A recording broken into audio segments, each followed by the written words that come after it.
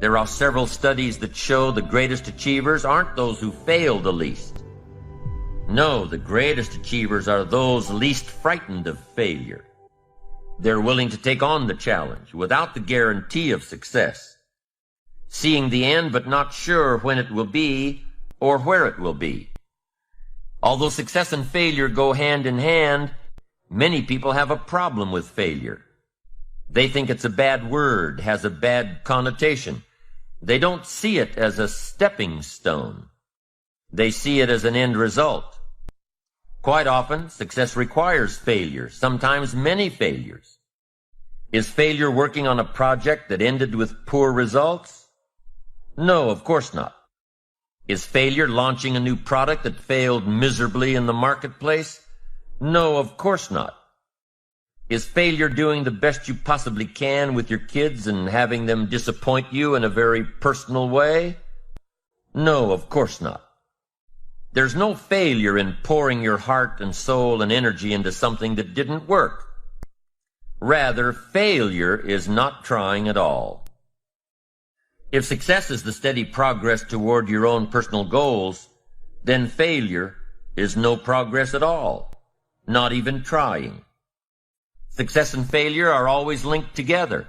Success and failure are always linked to ambition. And let's remember, success is doing, failure is not doing. It's that simple. In every scientific discovery, there were dozens or hundreds of failures before one success. Without failure, opportunity cannot be created. Without failure, there can be no success. Tom Peters, world-renowned author and management expert, said recently, "There is only one way to be in serious trouble today, and that is not to be trying, not to be failing, not to be stretching yourself. Success is a doing. You've got to actually do it. Activity is high priority in the life process to try and get maximum benefit out of what we have available. Our resources, our skills, our knowledge, and our talents. Success is a doing that tries to get maximum benefit out of what we have available." Benjamin Disraeli, former Prime Minister of England, once said, "Nothing can resist a human will that will stake even its existence on its purpose." I'll do it or die. What a powerful set of words. Resolve says, I will. Two of the most powerful words in our language. The formula for disaster: could, should, don't. Here's the formula for fortune: could, should, will. Could, should, will. I will, I should, I can, and I will. Two of the most powerful words in the language. I will. The man says, I will climb the mountain. They say it's too high, it's too difficult, it's too rocky, it's never been done before. The man says, hey, it's my mountain, I'll climb it. Pretty soon you'll see me waving from the top, or dead on the side, because I'm not coming back until I've done it. But what is the measure of success? How do you know if you're successful, really successful? How do you know, especially when your success could be so vastly different from someone else's success? Here's how you measure. Results. Making measurable progress in reasonable time. That's all life asks. Making measurable progress in reasonable time. So you've got to be reasonable with time. Don't be unreasonable with time, parents. Don't be unreasonable with time, managers, brokers, business associates. Have a little patience. You can't ask somebody every 5 minutes, how are you doing now? That's too soon. The guy says, I haven't left the building yet. Give me a break. So 5 minutes is too soon to ask. So 5 years is what? Too long and too late. So what is reasonable time to ask for results as a measure of progress? Here's number one, at the end of the day. You can't let more than a day go by without getting some things done, some letters written, When you work on the job, there are some things you've got to get done within a day. You've got to make some calls within a day. Your health disciplines, you've got to get those done within a day. You can't carry over. You can't say, well, I'll eat 9 apples 10 days from now. No, it's an apple a day. A day. Some things you've got to get done within a day. So at 5 minutes to midnight and you haven't gotten your apple in yet, munch away and get it done. Walking around the block every day is good. Walking or running 6 hours a day is bad. It's obsessive. Unless, of course, you make your living as a marathon runner. Then you're doing your job. Eating an apple a day is good. Eating only apples is bad. You won't get all the protein and vitamins and nutrients your body needs. Working hard, burning the midnight oil, doing it until is good. Working nonstop, never taking a vacation, never having any fun, never spending quality time with the people you love is bad. If you've got your nose to the grindstone all the time, how are you ever going to spot new opportunities, consider new ideas? It doesn't work that way. You've got to stop and ponder where you've been and where you're going. You've got to reflect so you know if you're even on the right track. For workaholics, there's never enough work. They can work 10, 12, 14 hours a day, take 2 jobs, work them back to back. The only satisfaction is fighting off sleep, denying life's pleasures, getting more tasks done. Some people are impressed with this type of behavior. But just because a workaholic spends too much time working, that doesn't mean he or she ends up with the most money. These people are generally more task-oriented than results-oriented. They're busy being busy, not busy being productive. Workaholics generally end up alienating their families, losing their health, facing a crisis of values. Now, wouldn't you prefer a life of productivity rather than a life of tasks? Of course. When you schedule your time and take advantage of your time, you can work smarter instead of working longer, and you'll probably end up getting more done than the workaholic, and still have time for other things in life. Enlightened self-interest says, I will look for new ways to work smarter by focusing on doing more per hour instead of doing more hours. It says I will run my day so my day doesn't run me. Enlightened self-interest also says that a life worth living comes from a life of balance and moderation. Too much of anything, even good things, will sooner or later throw you off track. Now here's one of the better phrases to take home. The numbers tell us the whole story. On you personally, the numbers tell us the whole story. Success is a numbers game.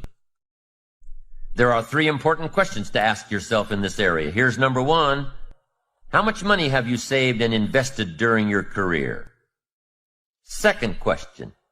In the last 90 days, how many books have you read?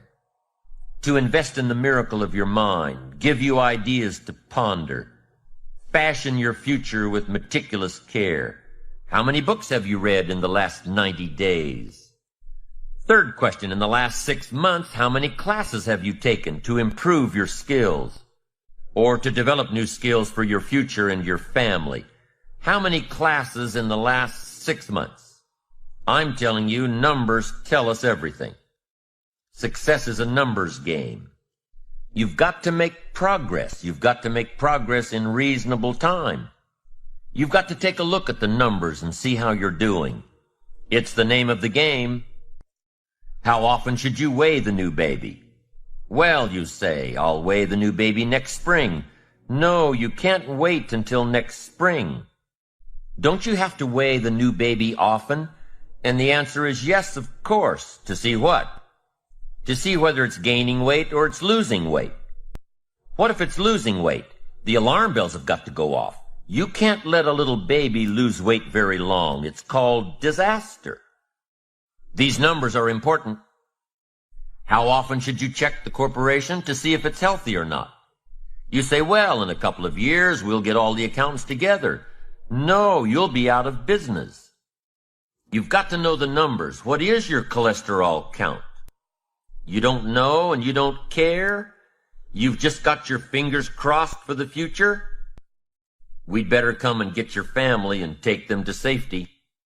Come on, be responsible for the set of your own sail. Leave it to no one else but yourself. And learn to refine these numbers for yourself. How many pounds overweight should you be at age 50?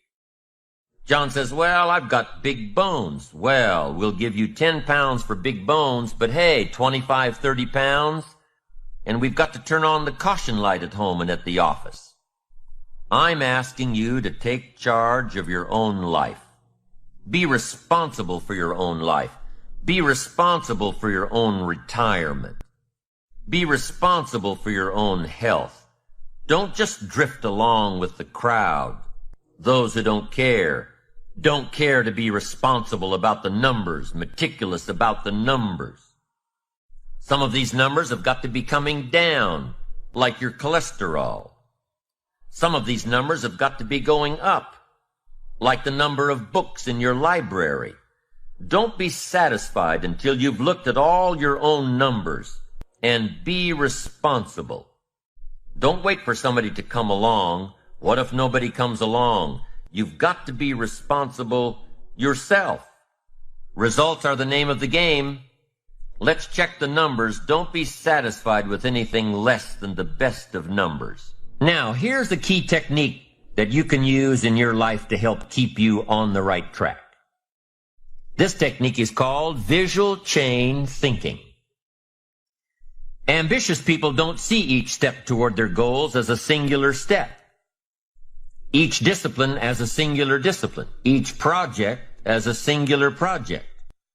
Each sale as a singular sale.